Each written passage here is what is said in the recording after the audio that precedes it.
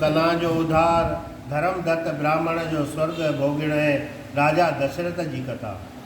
राजा पृथु महर्षि नारद का पुछण लगो त हे मुनीश्वर मुनिराज, तव्हां कारकत महीने जे विर्त रखण जो उत्तम फल ॿुधायो आहे। हाणे कृपा करे तुलसीअ जे विर्त रखण जो महात्म भी ॿुधायो। अॻे कंहिं तुलसीअ जी पूजा जो फल पातो आहे, सो विस्तार सां वर्णन करे ॿुधायो। मूंखे ॿुधण जी ॾाढी अभिलाषा आहे। महर्षि नारद चवण लॻो त हे राजा, प्राचीन समय में मह मांद्र नाले नगर में करमवीरपुर नाले हिकिड़ो शहर हुयो। उते धर्मदत्त नाले हिकिड़ो धर्मात्मा ब्राह्मण रहंदो हो। ओम नमो भगवंते वासुदेवाय इन्हीअ मंत्र सां विष्णुअ जी पूजा कंदो हो। ॿिया जेके अतिथि महिमान ईंदा हुअसि, तिन जी बि घणे क़दुरु ख़ातिरदारी कंदो हो। जेको अतिथीअ जी सेवा कंदो आहे, उन्हीअ खे 1000 गऊं दान करण जो फल मिलंदो आहे। हिकिड़े ॾींहुं कारकत जे महीने में धर्मदत्त विष्णुअ जी पूजा करण लाइ मंदर ॾांहुं पिए वियो त रस्ते ते हिकिड़ी राक्षस ॾिठाई, जंहिंजूं वॾियूं अखियूं, ढिघा चप ऐं ॻाढ़ा नेत्र हुआ। उन वक़्तु धर्मदत्त जे हथ में तुलसी जल ऐं गंगा जल हो। उन्हीअ राक्षस ते उन्हीअ जल सां छंडा विधा। तुलसी ऐं गंगा जल जे लॻण करे उन राक्षसीअ जा पाप सभु निवृत्त थी विया। उन्हीअ जो नालो कला हो। नंढनि छंडनि लॻण करे हुनजे पंहिंजे पुर्बिले जन्म जी ख़बर पई। सा धर्मदत्त खे चरणनि कमलनि ते किरी विनंती करण लॻी त हे स्वामी, मां सम्झां थी त तव्हांजे कृपा सां मां पापनि जो उद्धार थींदो, तंहिं करे दया दृष्टिअ सां मुंहिंजो पुर्बिले जन्म जी कथा ॿुधो। संत दयालु थींदा आहिनि। धर्मदत्त चयोसि त चङो भला, पंहिंजे पुर्बिले जन्म जी कथा ॿुधाए, पोइ जेका भलाई थी सघंदी सा मां तोसां कंदुमि।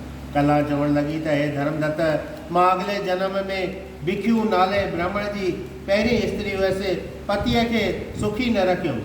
हमेशह उनखे कौड़ा वचन पई चवंदी हुअसि, न उनजी आज्ञा मञींदी हुअसि, न दुख सुख में ई सेवा कंदी हुईमांसि। सदाईं हुन खां थोरी घणी ॻाल्हि ते पई विढ़ंदी हुईमांसि। नेठि मुंहिंजे पतीअ बेजार थी ॿी शादी कई।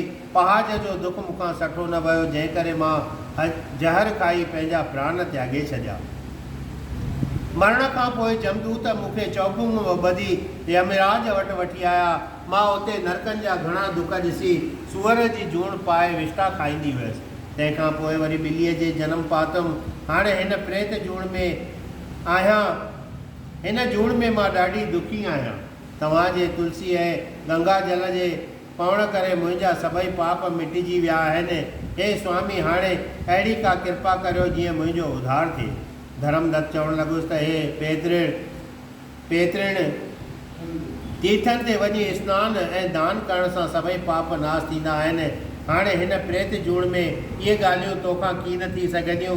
तंहिं करे मां पंहिंजे सॼी उमिरि में जेके कारकत जा विर्त रखिया आहिनि, उन्हनि जो अधु फल तोखे अर्पण थो करियां। एतिरो चई धर्मदत्त ओम नमो भगवंते वासुदेवा जो 12 मंत्र अखरो मंत्र पढ़ी प्रेतण खे तिलक ॾेई तुलसी ऐं गंगा जल जो छंडो हयो।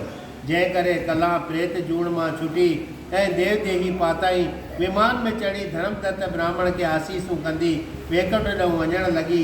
तॾहिं विष्णु भॻवान जा गण धर्मदत्त ब्राह्मण ॾांहुं निहारे चवण लॻसि त हे महाराज, तुंहिंजे पुण्य जे प्रताप करे जो हीअ प्रेतण विष्णु लोक ॾांहुं वञी रही आहे, तंहिं करे असां तोखे ख़ुशि थी ही वरथा ॾियूं त तूं 2 स्त्रियुनि वारो थींदे ऐं हीअ कला तुंहिंजी 3 स्त्री थींदी, जा कैकईअ नाले सां हिन संसार में प्रसिद्ध थींदी।